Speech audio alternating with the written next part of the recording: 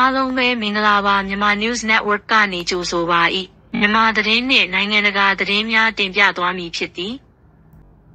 ဒရုန်းနည်းပညာနှင့်ပတ်သက်၍တင်ကြားလေ့လာရန်ဗိုလ်ချုပ်မှူးကြီးမင်းအောင်လှိုင်အကြံဉာဏ်ပေး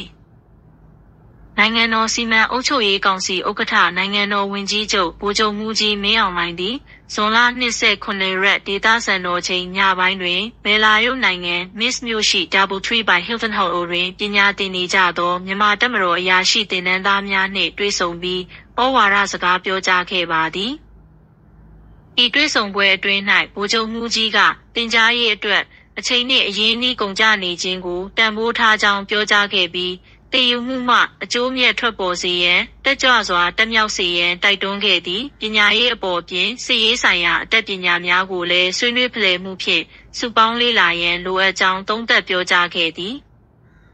ထို့အပြင်ယနေ့ခေတ်တွင်အရေးကြီးလာသောဒရုန်းနည်းပညာများနှင့်မစ်ဇိုင်းနည်းပညာများအပေါ်တက်မြောက်မှုအားလက်ချိန်များတွင်သတင်းချက်လက်များကိုလေ့လာသင်ကြောင်းညွှန်ကြားခဲ့သည်ထိုနည်းပညာများသည်တပ်မတော်အတွက်လွတ်လပ်ရေးနှင့်လုံခြုံရေးအတွက်အရေးပါကြောင်းလည်းပြောကြားခဲ့သည်နောက်ထပ်အကြောင်းအရာအဖြစ်ရွေးချယ်အနှင်းခံထားသောသင်တန်းသားအဖြစ်ပုံမထူးချွန်ဖို့လိုအပ်ကြောင်းတက်မြောက်နားလည်မှုအတွက်မိမိဘာသာရပ်နှင့်သက်ဆိုင်သောနည်းပညာအဆင့်မြင့်တင်မှုများကိုဆက်လက်စူးစမ်းလေ့လာကြဖို့တိုက်တွန်းခဲ့သည်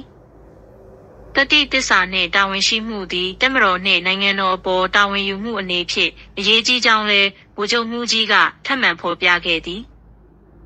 ဤတွေ့ဆုံပွဲတွင်ကောင်စီတွဲဖက်အတွင်းရေးမှူးဗိုလ်ချုပ်ကြီးရဲဝင်းဦးကောင်စီဝင်ဗိုလ်ချုပ်ကြီးမျိုးစောပြည်ထောင်စုဝန်ကြီးများဒုတိယဝန်ကြီးများဘယ်လာရုတ်နိုင်ငံရှိမြန်မာအမတ်ကြီးဦးတစ်လင်းအောင်နှင့်တပ်မတော်အရာရှိကြီးများတက်ရောက်ခဲ့ကြသည်ဘယ်လာရုစ်သမ္မတမြန်မာနှင့်ပူးပေါင်းဆောင်ရွက်ရန်စီစဉ်နေ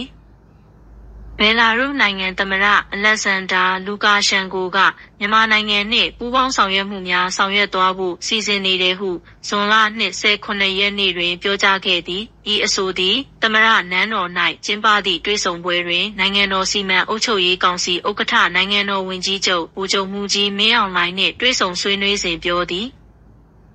သူကထပ်မံ၍မြန်မာနှင့်ဘယ်လာရုစ်အကြားပူးပေါင်းဆောင်ရွက်ရေးလမ်းညွှန်ချက်မြေပုံ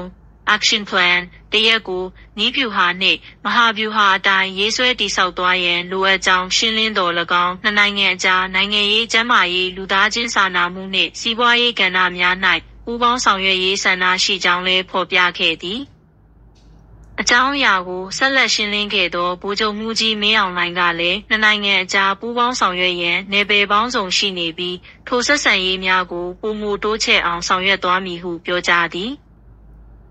ဘယ်လာရုစ်နိုင်ငံသို့တွားရောက်နေစဉ်အတွင်း၌သမ္မတနှင့်တွေ့ဆုံခြင်းအပြင်စိတ်ယုံအလုပ်ယုံများသို့လည်းတွားရောက်လေ့လာခဲ့ပြီးထိုလုပ်ငန်းများအပေါ်အခြေခံ၍ပူးပေါင်းဆောင်ရွက်နိုင်ရေးဆွေးနွေးခဲ့ကြောင်းသိရသည်တွေ့ဆုံပွဲအပြီးတွင်မြန်မာနှင့်ဘယ်လာရုစ်နိုင်ငံသမ္မတတို့သည်စတုတ္ထအကြိမ်မြောက်ဥရောပအာရှစီးပွားရေးဖိုရမ်သို့တက်ရောက်လာသောရုရှားကာဇက်စတန်ကာဂျစ္စတန်သမ္မတများဥရောပအာရှစီးပွားရေးကော်မရှင်ဥက္ကဋ္ဌနှင့် EU အသင်းဝင်များဖြစ်သည့်ဥဇဘက်ကစ္စတန်မွန်ဂိုလီးယား UAE စသည့်နိုင်ငံများ၏ကိုယ်စားလှယ်များနှင့်အတူနေ့လည်စာအတူတကွသုံးဆောင်ခဲ့ကြသည်ထိုမီတာတွင်လည်းပြီးခဲ့သောမတ်လ9ရက်နေ့တွင်သမ္မတနန်းတော်၌ပထမဆုံးအကြိမ်တွေ့ဆုံခဲ့ပြီးဖြစ်ရာယနေ့တွင်ဒုတိယအကြိမ်မြောက်ဆွေးနွေးမှုဖြစ်လာခဲ့ခြင်းဖြစ်သည်စစ်အာဏာသိမ်းမှုကြောင့်မြန်မာစီးပွားရေးဆုံးရှုံးမှုဘီလီယံ93.9ကျွေးမြီ60နှစ်သက်ပြည်သူထက်ဝက်စီးရဲမွဲတေမှုအောက်ရောက်ကုလသမဂ္ဂလူ့အခွင့်အရေးမဟာမင်းကြီး Volker Turk ထုတ်ပြန်သော2025ခုနှစ်ဇွန်လ29ရက်နေ့ကတင်ပြမည့်အစီရင်ခံစာအရမြန်မာနိုင်ငံသည်စစ်အာဏာသိမ်းပြီးနောက်စီးပွားရေးအရအမေရိကန်ဒေါ်လာ93.9ဘီလီယံအထိဆုံးရှုံးခဲ့ရသည်ထို့ပြင်စစ်အသုံးစရိတ်များအတွက်ဦးစားပေးသုံးစွဲခြင်းကြောင့်နိုင်ငံ၏ကျွေးမြီဧရိယာမှာလည်း62%အထိတက်လာခဲ့သည်ဟုဖော်ပြထားသည်ကုလသမဂ္ဂလူ့အခွင့်အရေးကောင်စီ59ကြိမ်မြောက်အစည်းအဝေးတွင်ဖတ်ကြားမိဤအစီရင်ခံစာတွင်မြန်မာ၏ပြည်တွင်းထုတ်လုပ်မှုဒီ2021ဖေဖော်ဝါရီစစ်အာဏာသိမ်းမှုမှစပြီးယနေ့အထိ93.9ဘီလီယံအထိကျဆင်းသွားသည်စီးပွားရေးသည်ကိုဗစ်မတိုင်မီကဲ့သို့ပြန်လည်တက်နိုင်ရေးကို2028ခုနှစ်အထိမျှော်လင့်၍မရတော့ကြောင်းလည်းဖော်ပြထားသည် မူလအကြောင်းရင်းမှာစစ်တပ်၏လက်နက်ကင်အာဏာနိုင်ငံတော်ပိုင်စီးပွားရေးလုပ်ငန်းများထိန်းချုပ်မှုနှင့်ဝင်ငွေရရှိရေးအတွက်အမြတ်အစွန်းကိုဦးစားပေးသုံးစွဲမှုများကြောင့်ဖြစ်ကြောင်းထို့ကြောင့်ပြည်သူများအတွက်အခြေခံဝန်ဆောင်မှုများစေဝါပညာရေးနှင့်အိမ်ယာဆိုင်ရာရင်းနှီးမြှုပ်နှံမှုများကျဆင်းလာသည်ဟုဆိုသည်ထို့ပြင်စစ်တပ်သည်နိုင်ငံတော်ပိုင်တယံဇာတလုပ်ငန်းများမှဝင်ငွေတိုးမြင့်ရေးလှုံ့ဆော်မှုများပြုလုပ်နေတော်လဲနိုင်ငံတကာ၏ပိတ်ဆို့မှုများကြောင့်တင်းမာမှုများနှင့်ပဋိပက္ခများပိုမိုဆိုးရွားလာကြောင်းရင်းစီရင်ခံစာမှထပ်မံဖော်ပြထားသည်မြန်မာစီးပွားရေးသည်စစ်တပ်အာဏာသိမ်းမှုအကြောင်းကြောင့်ပျက်စီးလာခဲ့ပြီးလူထုအများစုသည်ငွေကြေးနှင့်လူမှုဘဝအနေအထားတွင်ပြင်းထန်သောအကျိုးသက်ရောက်မှုများခံစားနေရသည်ထရန့်ကအီရန်ကိုတိုက်ခိုက်ပြီးနိုင်ငံရေးအမျက်ယူရန်ကြိုးပမ်း Asia Times သတင်းအရ Asia Times သတင်းမီဒီယာကဖော်ပြသည့်အရအမေရိကန်သမ္မတဒေါ်နယ်ထရန့်သည်နိုင်ငံရေးအမျက်ရရှိရေးအတွက်အီရန်အပေါ်ဘုံကျဲတိုက်ခိုက်မှုတရက်ပြုလုပ်ခဲ့သည်ဟုဆိုသည်ထရန့်ကအီရန်ရှိနျူကလ িয়ার စက်ရုံ၃ခုဖော်ဒိုနေတန်နှင့်အစ္စပါဟန်တို့ကိုတစ်နှစ်စီးရီးဘုံကျဲလေယာဉ်များဖြင့်တိုက်ခိုက်ခဲ့ပြီးထိုလှုပ်ဆောင်မှုသည်ထရန့်၏ America First မူဝါဒနှင့်ကွဲပြားမှုရှိနေသည်ဟုအခြားသုံးသပ်ချက်များကထောက်ပြခဲ့သည်ထိုတိုက်ခိုက်မှုအပေါ်ဒုသမ္မတ JD Vance ၏ထရန့်ဝါဒဟုအမည်တွင်ကပ်ပြီးအမျိုးသားလုံခြုံရေးအရေးအတွက်တန်တမန်နည်းလမ်းမဖြစ်ဖြေရှင်းမရသည့်အခါအင်အားသုံးဆောင်ရွက်မည်ဆိုသည့်ရည်ရွယ်ချက်အားပိုမိုကျဲကျော်စေသည်ဟုဆိုသည်ထရန့်၏စစ်စင်ရေးပြီးနောက်အမေရိကန်နှင့်အီရန်အကြားစစ်ရေးကြက်တဲများတည်ငြိမ်လာကအီရန်နှင့်အစ္စရေးအကြားအပြစ်ခတ်ရစဲရေးသဘောတူညီချက်တရက်ရရှိလာခဲ့သည်ထို့ကြောင့်ထိုစစ်စင်ရေးကိုသုံးသပ်သူများကလျင်မြန်ပြီးအောင်မြင်သောလှုပ်ဆောင်ချက်ဟုမှတ်ချက်ပေးခဲ့သည်ထရန့်ကိုမဲဆန္ဒရှင်များထံမှထောက်ခံမှုများတက်လာခဲ့ပြီး Republican ပါတီဝင်များ၏80%အထိထိုတိုက်ခိုက်မှုအားထောက်ခံကြောင်းစစ်တမ်းများတွင်ဖော်ပြထားသည်ထရန့်၏လှုပ်ဆောင်မှုကိုလည်းအမျိုးသားလုံခြုံရေးအတွက်လုပ်ကြံမှုရှိသည့်ခေါင်းဆောင်အဖြစ်ချီးကျူးမှုများရရှိနေသည်တို့ရာတွင်ထရန့်၏မိဖက်အချို့ကထိုလုပ်ရက်ကိုဝေဖန်နေကြသည်တက်ကကတ်စင်နှင့်စတိတ်ဘန်နွန်တို့ကထရန့်၏စစ်စင်ရေးသည်စစ်ဆန့်ကျင်မှုဆိုင်ရာကတိများနှင့်ဆန့်ကျင်နေသည်ဟုသတိပေးခဲ့ကြသည်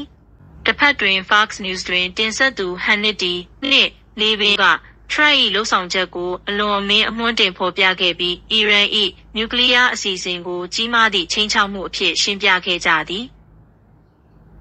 အမေရိကန်ပြည်သူစုစုပေါင်း၏89%အထိကအီရန်၏တုံ့ပြန်မှုအခြေအနေကိုစိုးရိမ်ကြောင်းသတင်းတင်ပြထားပြီးထရန့်၏စစ်စင်ရေးကိုလည်းထောက်ခံကြောင်းဖော်ပြထားသည်သုံးသပ်သူများကထရန့်သည်စစ်ပွဲရှောင်ကျဉ်မည်ဟုမဲဆွယ်စဉ်ကတိပြုထားတော်လဲလက်ရှိလှုပ်ဆောင်ချက်ဖြင့်ငြိမ်းချမ်းရေးလိုက်စားသူအဖြစ်မှအင်အားအမြောက်ဆုံးခေါင်းဆောင်တဦးအဖြစ်မဲဆန္ဒရှင်များအမြင်ပြောင်းလဲအောင်ကြိုးပမ်းနေသည်ဟုဆိုကြသည်အမေရိကန်အပါအဝင်နေတိုးအဖွဲ့ဝင်နိုင်ငံအားလုံးကယူကရိန်းကိုရုရှားအပေါ်တိုက်ခိုက်နိုင်ရေးဆက်လက်ထောက်ခံမည်ဟုကတိပြုရုရှား၏ကျူးကျော်တိုက်ခိုက်မှုကိုဆန့်ကျင်နိုင်ရန်အတွက်ယူကရိန်းအားဆက်လက်စွမ်းအားပေးဖို့အတွက်အမေရိကန်အပါအဝင်နေတိုး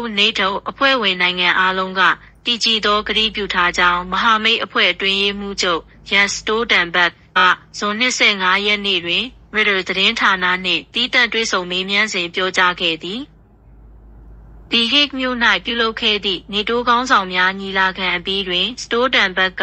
ရုရှားအပေါ်သဘောထားအတွက်မဟာမိတ်အဖွဲ့အတွင်းမည်သူမျှကွဲပြားမှုမရှိကြောင်းမဟာမိတ်အဖွဲ့ဝင်များအားလုံးသည်တူညီသောသဘောထားဖြင့်ရင်ဆိုင်နေကြသည်ဟုပြောသည်။သို့သောယူကရိန်းအပေါ်အမေရိကန်ကထောက်ခံမှုအပေါ်စိုးရိမ်မှုများထွက်ပေါ်လာခဲ့သည်မှာသမ္မတထရန့်၏ရုရှားအပေါ်ပို၍ပျော်ညင်သောရိုင်းရင်သဘောထားကြောင့်ဖြစ်သည်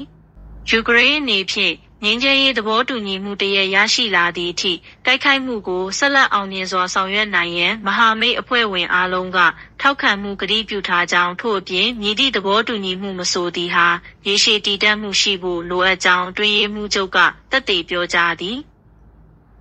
အမေရိကန်ကလည်းယူကရိန်းအတွက်ထောက်လှမ်းရေးသတင်းအချက်အလက်များဆက်လက်မျှဝေသွားမည်ဖြစ်ပြီးလေကြောင်းနှင့်စစ်ဘက်ဆိုင်ရာအကူအညီများလည်းဆက်လက်ပေးအပ်သွားမည်ဟုပြောကြားသည်အဆိုပါစစ်ရေးအကူအညီတွင်လေကြောင်းကာကွယ်ရေးစနစ်များပါဝင်နိုင်သည်ဟုလည်းသူကဖော်ပြသည် ထို့ပြင်ရန်စတိုတန်ဘက်ကဥရောပနိုင်ငံများအနေနဲ့လုံခြုံရေးအတွက်အမေရိကန်ကိုသာမမူတည်ဘဲကိုယ့်အင်အားကိုပါသာတိုးမြင့်လာဖို့လိုအပ်ကြောင်းနေတိုးအဖွဲ့ဝင်နိုင်ငံများသည်မိမိနိုင်ငံဝင်ငွေနှင့်ရှင်ပြီး9%ကိုလုံခြုံရေးနှင့်ကာကွယ်ရေးအတွက်အသုံးပြုရန်နှင့်ယူကရိန်းကိုပိုမိုအကူအညီပေးသွားရန်ကတိပြုထားကြောင်းပြောကြားသည်အားလုံးပဲကျေးဇူးတင်ပါတယ်ရှင် like subscribe ခေါင်းလုံးလေးနှိပ်ပြီးဆက်လက်အားပေးကြအောင်နော်